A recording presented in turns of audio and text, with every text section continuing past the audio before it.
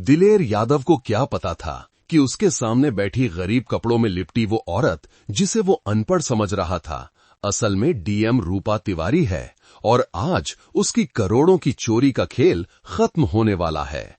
Story बहुत ही ज्यादा मजेदार है, तो वीडियो से चिपके रहो और वीडियो को अभी से लाइक कर दो, क्योंकि बाद में लाइक करना भूल जाओगे।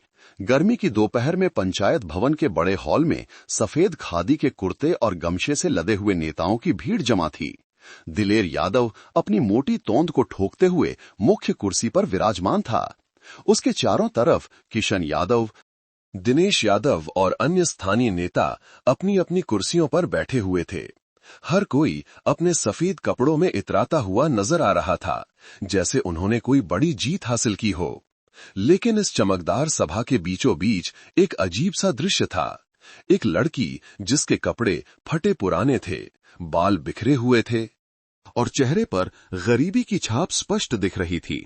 वो चुपचाप बैठी थी, मानो किसी गहरे सोच में डूबी हो। नेताओं को इस बात का अंदाजा तक नहीं था कि उनके बीच बैठी ये साधारण सी दिखने वाली लड़की असल में जिले की सबसे शक्तिशाली अधिकारी डीएम रूपा तिवारी है, जो आज एक खास मिशन पर यहां आई है। रूपा तिवारी ने अपना ये छद्म रूप बहुत सोच समझकर अपनाया था। पिछले महीने उसे कई शिकायतें मिली थीं कि इस पंचायत में भ्रष्टाचार चरम पर है और गरीबों के लिए आने वाली योजनाओं का पैसा नेता लोग आपस में बांट लेते हैं। उसने तय किया था कि वो खुद जाकर इन सब की पोल खोलेगी, इसीलिए उसने पुराने फटे कपड़े पहने, चेहरे पर मिट्टी लगाई और एक गरीब महिला का रूप धारण किया। दिलेर यादव उसे देखकर नाक भौं सिकोड़ रहा था, जैसे कोई गंदी चीज उसके पास आ गई हो।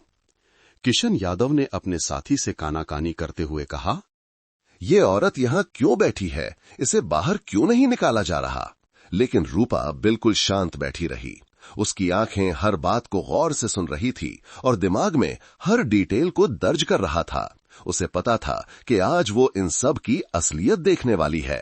दिलेर यादव ने अपना गला साफ करते हुए सभा की शुरुआत की। भाइयों, आज हमारी एक बहुत महत्वपूर्ण बैठक है। सरकार से हमें नई योजनाओं के लिए काफी पैसा मिला है। उसकी आवाज में एक अजीब सा उत्साह था, जैसे वो कोई बड़ी खुशखबरी सुना रहा हो।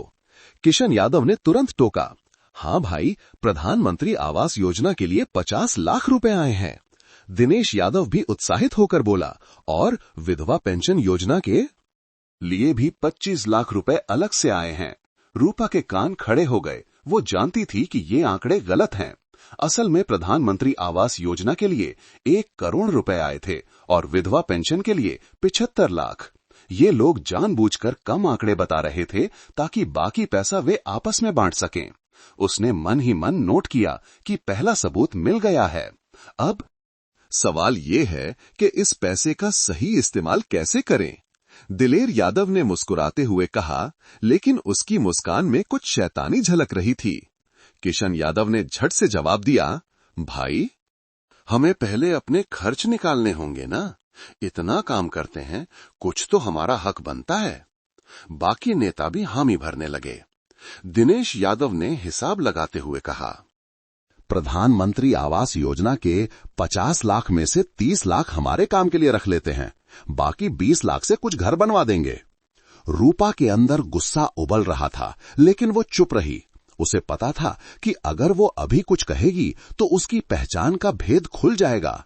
उसने धैर्य रखा और सुनती रही कि ये लोग कैसे गरीबों का पैसा हड़पने की मंसूबे बना रहे हैं, योजना बना रहे हैं। तभी दिलेर यादव की नजर रूपा पर पड़ी। उसने कड़ी आवाज में पूछा, ए औरत, तू यहां क्यों बैठी है? ये नेताओं की बैठक है, तेरा यहां क्या काम? रूपा ने डरी हुई आवाज में जवाब दिया, सर जी, मुझे प्रधानमंत्री आवास योजना में घर चाहिए था। सुना था यहां बैठक है तो आ गई। उसकी आवाज में इतनी मासूमियत थी कि किसी को शक नहीं हुआ। किशन यादव ने हंसते हुए कहा, अरे घर चाहिए, पहले बता तेरे पास कितने पैसे हैं? घर मुफ्त में नहीं मिलता। रूपा ने हैरानी का नाटक करते हुए कहा, लेकिन सर जी, टीवी में तो कहते हैं कि गरीबों को मुफ्त घर मिलता है। इस बात पर सारे नेता हंसने लगे। दिनेश यादव ने ताली बजाते हुए कहा, अरे भोली, टीवी की बातों पर मत जा। असल में सब कुछ पैसे से ही होता है। रूपा समझ गई कि ये लोग खुलेआम भ्रष्टाचार में लिप्त हैं। दिलेर यादव ने अपनी कुर्सी पर वापस बैठते हुए कहा, चलो इस औरत को भी सुना देते हैं कि असली खेल क्या है। वो रूपा की तरफ मुड़ा और बोला, देख बहन, सरकारी योजनाओं में घर पाना है तो पहले हमें 50,000 रुपए देने होंगे, फिर घर बनने में भी तुझे अलग से पैसे देने होंगे। रूपा ने आंखें फाड़कर पूछा, इतने पैसे कहां से लाऊं सर जी? मैं तो दिहाड़ी मजदूरी करती हूं। किशन यादव ने मजाक उड़ाते हुए कहा, तो फिर घर का सपना छोड़ दे या फिर किसी से कर्जा ले ले। दिनेश यादव ने भी हामी भरते हुए कहा, हाँ बहन, हमारा भी तो कुछ खर्चा है ना। ऑफिस जाना होता है, फाइलों पर काम करना होता है, सब में पैसा लगता है। रूपा के मन में आया कि अभी इन सब की धुलाई कर दे, लेकिन उसने खुद को काबू में रखा। उसे पता था कि अभी और सबूत इकट्ठे करने हैं। अच्छा सर जी, विधवा पेंशन के बारे में क्या कहेंगे? रूपा ने मासूमियत से पूछा। दिलेर यादव की आंखों में चालाकी की चमक आई। उसने कहा, विधवा पेंशन के लिए भी प्रोसेस है। पहले तू अपने पति का डेथ सर्टिफिकेट लेकर आ, फिर हमसे मिल। किशन यादव ने जोड़ा, और हां, डेथ सर्टिफिकेट बनवाने के लिए भी पैसे लगेंगे, फिर पेंशन शुरू करवाने के लिए अलग से फीस है। रूपा ने पूछा, कितनी फीस लगेगी सर जी? दिनेश यादव ने बिना शर्म के कहा, 10,000 रुपए तो चाहिए ही, तब जाकर तेरी पेंशन शुरू होगी। रूपा को यकीन नहीं आ रहा था कि ये लोग इतनी बेशर्मी से भ्रष्टाचार कर रहे हैं। उसने मन में ठान लिया कि आज इन सबको सबक सिखाना ही होगा। लेकिन अभी वक्त था थोड़ा और इंतजार करने का। इसी बीच दिलेर यादव के फोन की घंटी बजी। उसने फोन उठाया और बात करने लगा। रूपा ने गौर से सुना कि वो किसी कॉन्ट्रैक्टर से बात कर रहा है। हाँ भाई, सड़क का काम मिल जाएगा, लेकिन हमारा कमीशन 40% होगा, दिलेर यादव फोन में कह रहा था। और घटिया मटेरियल इस्तेमाल करना, किसी को पता नहीं चलेगा। ये सुनकर रूपा का खून खौल उठा। ये लोग न केवल गरीबों का पैसा हड़प रहे थे, बल्कि सड़कों की गुणवत्ता भी बिगाड़ रहे थे। उसने मन में एक और आरोप दर्ज कर लिया। किशन यादव ने दिलेर यादव का फोन खत्म होने का इंतजार करके कहा, भाई, स्कूल की बिल्डिंग वाला काम भी है ना, उसमें भी अच्छा पैसा है। दिनेश यादव ने उत्साह से कहा, हाँ यार, बच्चों के लिए जो पैसा आता है उसमें से भी हमारा हिस्सा निकालना होगा। रूपा को लगा जैसे उसके सब्र का बांध टूटने वाला है। सर जी, एक बात पूछूं? रूपा ने धीमी आवाज में कहा। सभी नेताओं की नजर उस पर टिक गई। बोल, क्या पूछना है? दिलेर यादव ने कहा। रूपा ने पूछा, क्या सरकारी योजनाओं में पैसे लेना सही है? मैंने सुना है कि ये गलत है। इस सवाल पर सारे नेता जोरदार हंसी में फूट पड़े। किशन यादव ने पेट पकड़कर हंसते हुए कहा, अरे भोली औरत, तू नहीं जानती कि राजनीति कैसे चलती है। यहाँ सब कुछ पैसे से ही होता है। दिनेश यादव ने भी हंसते हुए कहा, देख बहन, हम लोग काम करते हैं तो हमारी मेहनत का पैसा भी तो चाहिए। किशन यादव ने बताया, भाई, पैसे का बंटवारा हो रहा है, आपका भी हिस्सा है। सुनील ने खुशी से कहा, वाह, तो फिर तो ये दिन बहुत अच्छा है। उसकी नजर रूपा पर पड़ी तो वो पूछने लगा, ये कौन है यहाँ? दिनेश यादव ने लापरवाही से कहा, कोई गरीब औरत है, घर मांग रही है। सुनील ने रूपा को घूरते हुए कहा, इसे यहां से निकालो, हमारी बात सुन लेगी तो मुसीबत हो सकती है। लेकिन दिलेर यादव ने हंसकर कहा, डरने की कोई बात नहीं, ये अनपढ़ लगती है, समझेगी भी नहीं कि हम क्या कह रहे हैं। रूपा को इस बात पर और भी गुस्सा आया। ये लोग न केवल भ्रष्ट थे, बल्कि गरीबों को अनपढ़ और बेवकूफ भी समझते थे। उसने सोचा कि अब बहुत हो गया, लेकिन फिर उसने खुद को काबू में रखा। अभी थोड़ा और सबूत चाहिए था। सुनील ने बैठते हुए पूछा, तो भाई, इस बार कितना मिला है?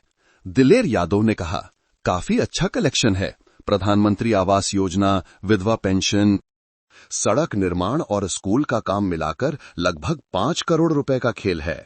किशन यादव ने जोड़ा, और इसमें से 3 करोड़ हमारे हिस्से में आएगा। दिनेश यादव ने खुशी से कहा, इससे हमारे सभी के घर चल जाएंगे। रूपा ने मन में हिसाब लगाया कि ये लोग कम से कम 3 करोड़ रुपए का घोटाला कर रहे हैं। ये बहुत बड़ी रकम थी जो गरीबों के विकास के लिए आई थी। भाइयों, अब ये तय करना है कि ये पैसा कैसे बांटा जाए, सुनील ने कहा। दिलेर यादव ने सोचते हुए कहा, अब हमें अपना अपना हिस्सा निकालना होगा, फिर पुलिस वालों को खुश करना होगा। किशन यादव ने कहा, हाँ यार, पुलिस इंस्पेक्टर को 10 लाख देना होगा, तभी वो चुप रहेगा। दिनेश यादव ने भी कहा, और तहसीलदार साहब को भी 5 लाख चाहिए होंगे। सुनील ने सिर हिलाते हुए कहा, सही कह रहे हो, बिना इनको खुश किए काम नहीं चलेगा। रूपा को ये सुनकर और भी गुस्सा आया। ये लोग सरकारी अधिकारियों को भी घूस दे रहे थे। उसने मन में ठान लिया कि इन सभी के खिलाफ कार्रवाई करनी होगी, लेकिन अभी उसे और धैर्य रखना था। इसी दौरान दिलेर यादव ने अपना मोबाइल निकाला और किसी को फोन करने लगा। Hello sir. जी, काम हो गया है, आपका पैसा तैयार है, वो फोन में कह रहा था। हाँ सर, 15 लाख रुपए आपके लिए अलग से रखे हैं। रूपा ने गौर से सुना।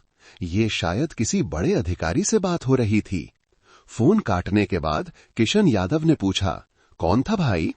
दिलेर यादव ने मुस्कुराते हुए कहा, वीडियो साहब थे, उनका हिस्सा मांग रहे थे। दिनेश यादव ने हैरानी से पूछा, वीडियो को भी देना पड़ता है? सुनील ने हंसकर कहा, अरे यार, ये पूरा सिस्टम ही ऐसा है, ऊपर से नीचे तक सबको अपना हिस्सा चाहिए। रूपा के मन में एक और नाम जुड़ गया। वीडियो अब वो जानती थी कि भ्रष्टाचार का जाल कितना बड़ा है। अच्छा भाइयों, एक बात और है, दिलेर यादव ने गंभीर होकर कहा। इस बार कुछ लोगों ने शिकायत की है, कह रहे हैं कि डीएम मैडम को पता चल गया है। ये सुनकर सभी नेताओं के चेहरे पर चिंता की लकीरें खींच गईं। किशन यादव ने घबराकर पूछा, तो क्या करना होगा?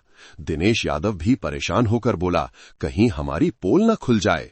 सुनील ने आश्वासन देते हुए कहा, घबराने की कोई बात नहीं, डीएम मैडम भी इंसान है, उनको भी खुश किया जा सकता है। दिलेर यादव ने कहा, हाँ यार, 50 लाख रुपए उनके लिए अलग से रख देते हैं, फिर देखते हैं वो क्या करती हैं। रूपा के अंदर आग लग गई। ये लोग उसे भी घूस देने की बात कर रहे थे। उसे अपनी आंखों पर यकीन नहीं आ रहा था कि इतना बड़ा भ्रष्टाचार चल रहा है। लेकिन डीएम मैडम को पैसे कैसे दिए जाएंगे? किशन यादव ने सवाल उठाया। दिनेश यादव ने सुझाव दिया, उनके पीए को दे देते हैं, वो आगे पहुंचा देगा। सुनील ने सिर हिलाते हुए कहा, यह अच्छा आइडिया है, पीए के जरिए काम बन सकता है। दिलेर यादव ने मुस्कुराते हुए कहा, और अगर फिर भी काम नहीं बना तो हमारे ऊपर भी तो लोग हैं, एमएलए साहब से बात कर लेंगे। रूपा को समझ आ गया कि ये भ्रष्टाचार का जाल कितना व्यापक है। सभी स्तरों के लोग इसमें शामिल थे। उसने मन में सोचा कि अब बहुत हो गया, लेकिन फिर से धैर्य रखा। उसे लगा कि अभी कुछ और सुनना चाहिए। तभी रूपा ने एक सवाल पूछा, सर जी, अगर कोई गरीब आदमी शिकायत करे तो क्या होगा? सभी नेता एक साथ हंसने लगे। दिलेर यादव ने मजाक उड़ाते हुए कहा, अरे भोली गरीब आदमी की शिकायत कौन सुनता है, वो तो हमसे डरते हैं। किशन यादव ने जोड़ा, और अगर कोई शिकायत करने की हिम्मत करे तो उसे ठीक कर देते हैं। दिनेश यादव ने धमकी भरे अंदाज में कहा, हाँ बहन, यहां हमारा राज चलता है, पुलिस से लेकर कोर्ट तक सब हमारे साथ हैं। सुनील ने घमंड से कहा, इसीलिए तो हम इतने सालों से ये धंधा चला रहे हैं, कोई हमारा कुछ नहीं बिगाड़ सकता। रूपा के मन में आया कि अभी इन सबको दिखा दे कि डीएम मैडम कितनी ताकतवर हैं, लेकिन उसने अपना आपा बनाए रखा। सर जी, एक और बात पूछूं? रूपा ने फिर से मासूमियत से कहा। दिलेर यादव ने कहा, हाँ बोल, क्या पूछना है? रूपा ने कहा, क्या सरकार को पता नहीं चलता कि पैसा कहां जा रहा है? इस सवाल पर सभी नेता फिर से हंसने लगे। किशन यादव ने कहा, अरे पगली, सरकार में भी हमारे लोग हैं, फाइलों में सब कुछ सही दिखाया जाता है। दिनेश यादव ने समझाते हुए कहा, देख बहन, कागज पर तो सब कुछ सही लिखा होता है। 100 घर बनाने के लिए पैसा आया है तो कागज पर 100 घर दिखा देंगे। सुनील ने मुस्कुराते हुए कहा, बस फोटो खींचकर भेज देंगे, कौन आकर गिनती करेगा? दिलेर यादव ने घमंड से कहा, और अगर कोई आकर चेक भी करे तो हम उसे भी अपने साथ मिला लेते हैं। रूपा को पूरा सिस्टम समझ आ गया था। इसी बीच दिलेर यादव के सामने एक रजिस्टर आया। उसने उसे खोलकर देखा और कहा, चलो भाइयों, इस साल के हिसाब किताब भी देख लेते हैं। किशन यादव ने उत्सुकता से पूछा, कितना कमाया इस साल? दिलेर यादव ने पन्ने पलटते हुए कहा, अब तक 2 करोड़ हो गए हैं और अभी तो साल के 6 महीने बाकी हैं। दिनेश यादव ने खुशी से कहा, वाह भाई, तो इस साल तो 4 करोड़ तक पहुंच जाएगा। सुनील ने ताली बजाते हुए कहा, ये तो बहुत बढ़िया है, हमारे सभी के घर का इंतजाम हो जाएगा। रूपा सुनकर ही थी कि ये लोग सालों से करोड़ों रुपए का घोटाला कर रहे हैं। उसे अंदाजा लगा कि अब तक कितना नुकसान हो चुका होगा। उसका धैर्य अब खत्म होने को था। अरे भाइयों, एक और बात है, दिलेर यादव ने गंभीर होकर कहा। मुझे लगता है कि इस औरत को यहां से जाना चाहिए, हमारी बहुत सारी बातें सुन गई हैं। किशन यादव ने चिंता जताते हुए कहा, हाँ यार, कहीं ये बाहर जाकर कुछ बोल ना दे। दिनेश यादव ने कहा, अरे घबराने की कोई बात नहीं, ये तो अनपढ़ लगती है, समझी भी होगी तो कुछ नहीं कर सकती। सुनील ने कहा, फिर भी सावधानी बरतनी चाहिए। दिलेर यादव ने रूपा की तरफ देखकर कहा, सुन बहन, तू यहां से चली जा, तेरा काम नहीं बनेगा। लेकिन रूपा ने मासूमियत से कहा, सर जी, अभी तो आपने मेरी बात पूरी सुनी ही नहीं, मुझे सच में घर चाहिए। इस जवाब से सभी नेता परेशान हो गए। दिलेर यादव ने गुस्से में कहा, मैंने कहा ना कि चली जा यहां से, तेरे पास पैसे हैं तो बात कर, नहीं तो भाग यहां से। रूपा ने डरी हुई आवाज में कहा, सर जी, मैं कहीं और जाऊंगी तो भी तो पैसे मांगेंगे ना, कम से कम बताइए कि सही दाम क्या है। किशन यादव ने चिल्लाकर कहा, 1 लाख रुपए दे दे तो घर मिल जाएगा, नहीं तो भूल जा। दिनेश यादव ने भी गुस्से में कहा, और अगर पैसे नहीं हैं तो यहां क्यों आई है? सुनील ने धमकी देते हुए कहा, अगर यहां की बातों को बाहर ले गई तो अच्छा नहीं होगा। रूपा ने मन में सोचा कि अब सही वक्त आ गया है, इन सब को सच दिखाने का समय हो गया है। लेकिन उसने एक आखिरी कोशिश करने का फैसला किया। सर जी, अगर मैं 1 लाख रुपए दे दूं तो पक्का घर मिल जाएगा ना? रूपा ने पूछा। दिलेर यादव ने मुस्कुराते हुए कहा, हाँ बिल्कुल मिल जाएगा, लेकिन पहले पैसे लाके दिखा। किशन यादव ने कहा, और हाँ, पैसे कैश में चाहिए, चेक वेक नहीं चलेगा। दिनेश यादव ने भी कहा, कैश में देगी तो कल से ही तेरे घर का काम शुरू हो जाएगा। सुनील ने हंसकर कहा, देख बहन, हम तो बहुत भले लोग हैं, तेरी मदद करना चाहते हैं। रूपा को लगा कि अब बहुत हो गया, ये लोग सरेआम घूस मांग रहे थे और उसे गरीब समझकर बेवकूफ बनाने की कोशिश कर रहे थे। उसने तय कर लिया कि अब अपनी असली पहचान बताने का वक्त आ गया है। रूपा ने धीरे धीरे खड़े होते हुए कहा, जी हां सर जी, मैं पैसे का इंतजाम कर लूंगी। उसकी आवाज में अब पहले जैसी डर नहीं था। दिलेर यादव ने खुशी से कहा, अरे वाह, तो फिर तो बात बन गई। किशन यादव ने भी मुस्कुराते हुए कहा, अब तो ये समझदार लग रही है। दिनेश यादव ने कहा, मैंने पहले ही कहा था कि हम भले लोग हैं। सुनील ने भी खुशी जताई, चलो एक और ग्राहक मिल गया। लेकिन रूपा के चेहरे पर अब एक अलग ही भाव था। उसने अपने बैग से अपना आईडी कार्ड निकाला और मेज पर रख दिया। सभी नेताओं की नजर उस कार्ड पर गई और उनके चेहरे का रंग उड़ गया। कार्ड पर साफ लिखा था, रूपा तिवारी, डिस्ट्रिक्ट मैजिस्ट्रेट। मेज पर डीएम का आईडी कार्ड देखकर सभी नेताओं के होश उड़ गए। दिलेर यादव का मुंह खुला का खुला रह गया।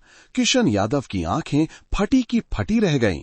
दिनेश यादव के हाथों से पानी का ग्लास छूटकर गिर गया और सुनील के माथे पर पसीने की बूंदें छलकने लगी।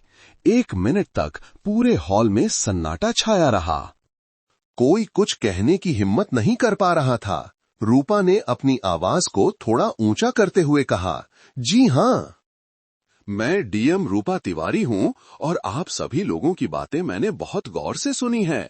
दिलेर यादव की हकलाती आवाज निकली, मैडम जी, हम तो। लेकिन रूपा ने उसे बीच में ही रोक दिया। अब कुछ कहने की जरूरत नहीं है। आप सभी ने जो भी कहा है वो सब मेरे सामने कहा है। किशन यादव के हाथ पैर कांपने लगे और वो गिड़गिड़ाते हुए बोला, मैडम जी, माफ कर दीजिए, हमसे गलती हो गई। रूपा ने गंभीर आवाज में कहा, गलती, आप लोग सालों से करोड़ों रुपए का घोटाला कर रहे हैं और कह रहे हैं कि गलती हो गई। दिनेश यादव घुटनों के बल बैठते हुए रोने लगा। मैडम जी, हमारे बच्चे हैं, हमें माफ कर दीजिए। सुनील भी हाथ जोड़कर गिड़गिड़ाने लगा, मैडम जी, हमसे भूल हो गई, आगे से ऐसा नहीं होगा। लेकिन रूपा का चेहरा पत्थर की तरह सख्त था। उसने कहा, आप लोगों ने गरीबों का पैसा हड़पा है, सरकारी अधिकारियों को घूस देने की बात की है, और सबसे बुरी बात यह है कि आपने मुझे भी घूस देने की बात कही है। दिलेर यादव के होंठ सूख गए और वो कांपती आवाज में बोला, मैडम जी, वो तो हमने मजाक में कहा था। रूपा ने तीखी नजरों से देखते हुए कहा, मजाक? 3 करोड़ रुपए का घोटाला मजाक है? अब आप सभी को मेरे साथ चलना होगा, रूपा ने खड़ी आवाज में कहा। किशन यादव रोते हुए बोला, मैडम जी, कहीं भी चलेंगे, लेकिन प्लीज हमें माफ कर दीजिए। दिनेश यादव भी रोते हुए कहने लगा, मैडम जी, हमारी गलती है, लेकिन हमारे परिवार का क्या होगा? सुनील ने हाथ पकड़ने की कोशिश करते हुए कहा, मैडम जी, जो कुछ भी आपको चाहिए हम दे देंगे, लेकिन हमें छोड़ दीजिए। दिलेर यादव भी गिड़गिड़ाते हुए बोला, मैडम जी, हम आपके सामने कसम खाते हैं कि आगे से कभी ऐसा नहीं करेंगे। लेकिन रूपा ने सख्ती से कहा, अब बहुत देर हो चुकी है, आप लोगों ने जो किया है उसकी सजा मिलनी चाहिए। उसने अपना फोन निकाला और पुलिस को कॉल किया। हेलो, यहाँ डीएम रूपा तिवारी बोल रही हूँ, पंचायत भवन में तुरंत टीम भेजिए। फोन की आवाज सुनकर सभी नेता और भी घबरा गए। दिलेर यादव ने रोते हुए कहा, मैडम जी, पुलिस को मत बुलाइए, हम जो चाहें वो करेंगे। किशन यादव फर्श पर लेटकर रोने लगा, मैडम जी, हमारी जिंदगी बर्बाद हो जाएगी। दिनेश यादव के आंसू नहीं रुक रहे थे, मैडम जी, हमारे बच्चे स्कूल में हैं, उनका क्या होगा? सुनील भी पैरों में गिरने की कोशिश कर रहा था, मैडम जी, एक बार माफ कर दीजिए, हम सारा पैसा वापस कर देंगे। लेकिन रूपा ने कहा, सारा पैसा वापस करने से भी काम नहीं चलेगा, आप लोगों ने कानून तोड़ा है और इसकी सजा मिलनी चाहिए। तभी बाहर से गाड़ियों की आवाज आई। पुलिस की टीम आ चुकी थी। सभी नेताओं के चेहरे पर मौत का साया छा गया।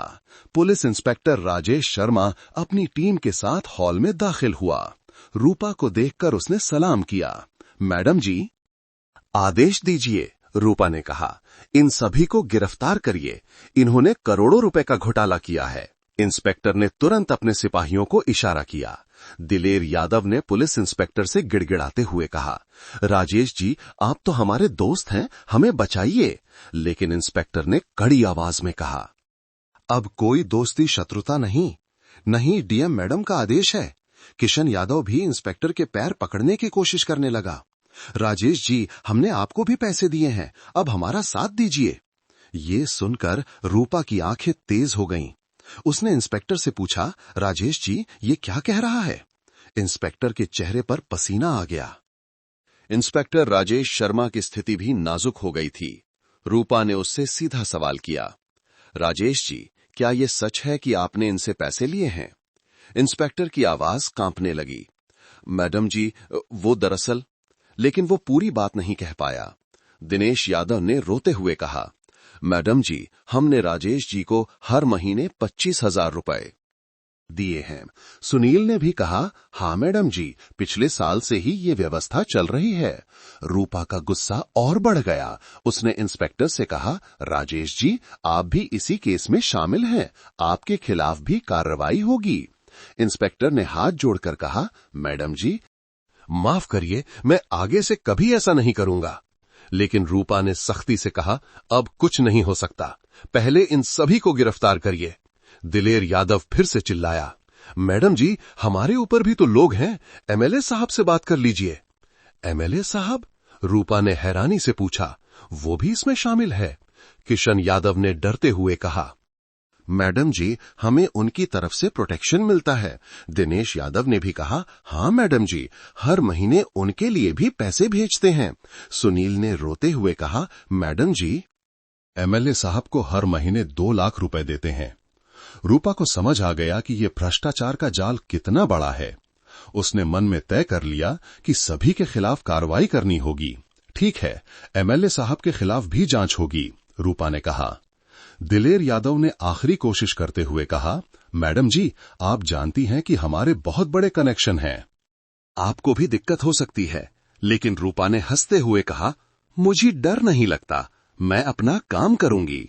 पुलिस की टीम ने सभी नेताओं को गिरफ्तार करना शुरू कर दिया। दिलेर यादव, किशन यादव, दिनेश यादव और सुनील को हथकड़ी लगाई गई। सभी रो रहे थे और माफी मांग रहे थे। रूपा ने इंस्पेक्टर से कहा, इनके घरों की तलाशी भी लेनी होगी, जो भी नकदी मिले उसे जब्त करना होगा। इंस्पेक्टर ने कहा, जी मैडम, तुरंत व्यवस्था करता हूं। दिलेर यादव ने आखिरी बार कोशिश करते हुए कहा, मैडम जी, हमारे घर में बूढ़े माता पिता हैं, उनका क्या होगा? रूपा ने कहा, आपको ये पहले सोचना चाहिए था। किशन यादव रोते हुए बोला, मैडम जी, हमारी छोटी बेटी की शादी है, प्लीज हमें माफ कर दीजिए। लेकिन रूपा का दिल नहीं पिघला। उसने कहा, कानून सबके लिए एक समान है। दिनेश यादव और सुनील भी रोते रहे, लेकिन अब कुछ नहीं हो सकता था। जैसे ही सभी नेताओं को गाड़ियों में बिठाया जा रहा था, दिलेर यादव ने एक बार फिर चिल्लाकर कहा, मैडम जी, ये गलत है, हमने सिर्फ वही किया है जो सभी करते हैं।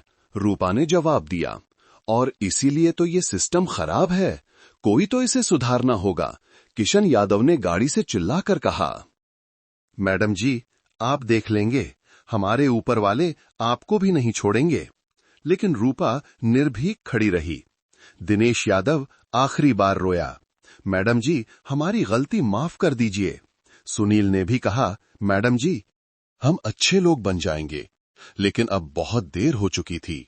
पुलिस की गाड़ियां सभी आरोपियों को लेकर चली गईं। रूपा अकेली खड़ी होकर सोच रही थी कि आज एक बड़ा काम हुआ है, लेकिन अभी भी बहुत कुछ करना बाकी है। अगले दिन सुबह ये खबर पूरे जिले में आग की तरह फैल गई। डीएम मैडम ने छद्मवेश में पंचायत नेताओं का भंडाफोड़ किया। अखबारों में बड़ी हेडलाइन छपी, टीवी चैनलों पर भी ये न्यूज चल रही थी। लोग रूपा तिवारी की तारीफ कर रहे थे। बाजार में, गलियों में, चाय की दुकानों पर, हर जगह इसी की चर्चा हो रही थी। वाह, डीएम मैडम ने कमाल कर दिया। एक दुकानदार कह रहा था, इतने सालों से ये नेता हमारा पैसा खा रहे थे। एक किसान कह रहा था, अब जाकर किसी ईमानदार अफसर को देखा है। एक महिला कह रही थी, लेकिन कुछ लोग चिंता भी जता रहे थे, अब इन नेताओं के साथ ही डीएम मैडम से बदला लेने की कोशिश करेंगे। एक बुजुर्ग व्यक्ति कह रहा था। रूपा को इन सब बातों का पता था, लेकिन वो डरने वाली नहीं थी। इसी बीच रूपा के ऑफिस में कई फोन आने शुरू हुए। एमएलए का फोन आया, जिसमें उसने कहा, मैडम जी, आपने बहुत गलत किया है, मेरे लोगों को क्यों गिरफ्तार किया? रूपा ने साफ जवाब दिया, क्योंकि वे गलत काम कर रहे थे। एमएलए ने धमकी देते हुए कहा, मैडम जी, आप नहीं जानती कि मैं कौन हूं, मैं आपका ट्रांसफर करवा दूंगा। रूपा ने हंसकर कहा, जो करना है कर लीजिए, लेकिन मैं अपना काम करती रहूंगी। इसके बाद एमपी का भी फोन आया, उसने भी दबाव डालने की कोशिश की। बेटी, आपने जल्दबाजी में काम किया है, इन लोगों को छुड़वा दीजिए। लेकिन रूपा ने उनसे भी कहा, सर जी, कानून के सामने सब बराबर हैं। कुछ बड़े व्यापारियों के भी फोन आए, जो इन नेताओं के साथ मिलकर काम करते थे। सभी ने दबाव डालने की कोशिश की, लेकिन रूपा टस से मस नहीं हुई। 2 दिन बाद रूपा को कलेक्टोरेट के बाहर एक बड़ी भीड़ दिखी। जब वो गाड़ी से उतरी तो देखा कि सैकड़ों लोग तालियां बजा रहे हैं। डीएम मैडम जिंदाबाद के नारे लग रहे थे। लोगों के हाथों में फूलों की मालाएं थीं। एक बुजुर्ग किसान ने आगे बढ़कर कहा, मैडम जी, आपने हमारा बहुत भला किया है। ये नेता सालों से हमारा पैसा खा रहे थे। एक महिला ने कहा, मैडम जी, हमें विधवा पेंशन नहीं मिल रही थी, अब उम्मीद है कि मिलेगी। कई युवकों ने कहा, मैडम जी, आप हमारी प्रेरणा हैं, एक स्कूली बच्चे ने कहा। मैडम जी, हम भी आपकी तरह ईमानदार बनेंगे। रूपा की आंखों में खुशी के आंसू आ गए। उसे लगा कि उसका काम सार्थक हुआ है। लोगों का ये प्यार और सम्मान किसी भी धमकी से बड़ा था। लेकिन रूपा जानती थी कि अभी भी लड़ाई खत्म नहीं हुई है। उसे पता था कि भ्रष्टाचार की जड़ें बहुत गहरी हैं। सिर्फ कुछ नेताओं को गिरफ्तार करने से सिस्टम नहीं बदलेगा। उसने अपने कार्यालय में एक मीटिंग बुलाई, सभी विभागों के अधिकारियों को आने को कहा। मीटिंग में उसने साफ कहा, अब से कोई भी गलत काम बर्दाश्त नहीं किया जाएगा। जो भी भ्रष्टाचार करेगा उसके खिलाफ सख्त कार्रवाई होगी। कुछ अधिकारी घबरा गए क्योंकि वे भी इस सिस्टम का हिस्सा थे। रूपा ने कहा, मैं सभी को एक मौका दे रही हूं। जो अपनी गलतियां मान लेगा और आगे से सुधार का वादा करेगा, उसके साथ नरमी बढ़ती जाएगी। कुछ अधिकारियों ने हिम्मत करके अपनी गलतियां मानी। रूपा ने उन्हें चेतावनी देकर छोड़ दिया। इसके बाद रूपा ने एक नई व्यवस्था शुरू की। उसने तय किया कि हर सरकारी योजना की जांच वो खुद करेगी। प्रधानमंत्री आवास योजना के तहत जितने भी घर बनने थे वो एक एक की जांच करने गईं। जहां जहां काम नहीं हुआ था या घटिया काम हुआ था, वहां तुरंत सुधार का आदेश दिया। विधवा पेंशन की भी जांच की गई। पता चला कि कई हकदार महिलाओं को पेंशन नहीं मिल रही थी। रूपा ने तुरंत व्यवस्था की कि सभी हकदार लोगों को पेंशन मिले। सड़क निर्माण के काम की भी जांच हुई। जहां घटिया काम हुआ था, वहां ठेकेदारों से दोबारा काम करवाया गया। स्कूलों की हालत देखकर रूपा का दिल दुखा। कई स्कूलों में बेसिक सुविधाएं तक नहीं थीं। उसने तुरंत सभी स्कूलों की मरम्मत और सुधार का आदेश दिया। 1 महीने बाद जिले की तस्वीर बदलने लगी थी। जो काम सालों से रुके हुए थे, वे तेजी से पूरे होने लगे। गरीबों को सरकारी योजनाओं का फायदा मिलना शुरू हुआ। भ्रष्टाचार में काफी कमी आई। लोग रूपा तिवारी को देवी की तरह मानने लगे। लेकिन जैसा कि उम्मीद थी, रूपा पर दबाव भी बढ़ता गया। उसे अलग अलग तरीकों से डराने की कोशिश की गई। कभी उसकी गाड़ी के टायर पंक्चर कर दिए गए, कभी उसके घर के बाहर गंदगी फेंकी गई। एक दिन तो उसे अनाम पत्र भी मिला जिसमें जान से मारने की धमकी थी। लेकिन रूपा बिल्कुल नहीं डरी। उसने अपनी सुरक्षा बढ़वा ली और अपना काम जारी रखा। उसे पता था कि ये सब डराने की तरकीबें हैं। 2 महीने बाद एक और बड़ी खबर आई। गिरफ्तार किए गए नेताओं के घरों से करोड़ों रुपए की संपत्ति जब्त की गई। दिलेर यादव के घर से 50 लाख रुपए नकद मिले। किशन यादव के घर से सोने के गहने मिले जिनकी कीमत लाखों में थी। दिनेश यादव और सुनील के घरों से भी काफी नकदी और कीमती सामान मिला। ये सब संपत्ति सरकारी खजाने में जमा की गई। जांच में ये भी पता चला कि ये नेता फर्जी कंपनियों के जरिए पैसे की हेराफेरी कर रहे थे। उनके कई बैंक अकाउंट्स भी सील कर दिए गए। एमएलए के खिलाफ भी जांच शुरू हुई जब उसके घर से भी संदिग्ध लेन देन के सबूत मिले। पूरे राज्य में इस केस की चर्चा होने लगी। रूपा तिवारी का नाम ईमानदार अधिकारियों की सूची में सबसे ऊपर आ गया। 6 महीने बाद कोर्ट में सुनवाई शुरू हुई। रूपा ने खुद गवाही दी। उसने बताया कि कैसे उसने छद्म वेश धारण करके इन नेताओं की पोल खोली थी। उसकी गवाही सुनकर जज भी हैरान रह गया। ये बहुत ही अनोखा तरीका है भ्रष्टाचार को पकड़ने का, जज ने कहा। दिलेर यादव, किशन यादव, दिनेश यादव और सुनील के वकीलों ने कहा कि ये एक साजिश है, लेकिन रूपा के पास ठोस सबूत थे। उसने रिकॉर्डिंग भी करवाई थी जो कोर्ट में पेश की गई। सभी आरोपियों के अपराध साबित हो गए। कोर्ट ने उन्हें 5-5 साल की सजा सुनाई और जुर्माना भी लगाया। एमएलए को भी 3 साल की सजा हुई। पुलिस इंस्पेक्टर राजेश शर्मा को नौकरी से निकाल दिया गया। ये न्याय देखकर पूरे जिले में खुशी की लहर दौड़ गई। आज 2 साल बाद उस जिले की तस्वीर पूरी तरह बदल चुकी है। भ्रष्टाचार काफी कम हो गया है। सरकारी योजनाओं का फायदा सही लोगों तक पहुंच रहा है। स्कूल, अस्पताल, सड़कें, सब में सुधार हुआ है। गरीब लोगों को न्याय मिल रहा है। रूपा तिवारी को प्रमोशन मिला और वो अब कमिश्नर बन गई हैं। लेकिन उन्होंने अपना काम करने का तरीका नहीं बदला है। वो आज भी अपने क्षेत्र में छद्म वेश में जाकर भ्रष्टाचार की जांच करती रहती है। उनकी इस तकनीक को अब दूसरे जिलों में भी अपनाया जा रहा है। कई आईएएस अधिकारी उनसे प्रेरणा लेकर इसी तरह का काम कर रहे हैं। रूपा तिवारी की कहानी आज हर सरकारी अधिकारी के लिए एक मिसाल बन गई है कि अगर हिम्मत हो तो भ्रष्टाचार को जड़ से खत्म किया जा सकता है। आप सब ये कहां से देख रहे हैं? कमेंट में जरूर बताइएगा। आपको ये कहानी कैसी लगी? मैं ईश्वर से प्रार्थना करता हूं कि आप जहां भी हों, हमेशा सुरक्षित और शांति से रहें। अगर आपके पास भी कोई ऐसी ही दिलचस्प कहानी है, तो उसे हम सबके साथ जरूर साझा करें। हमें आपकी कहानियां सुनना अच्छा लगेगा।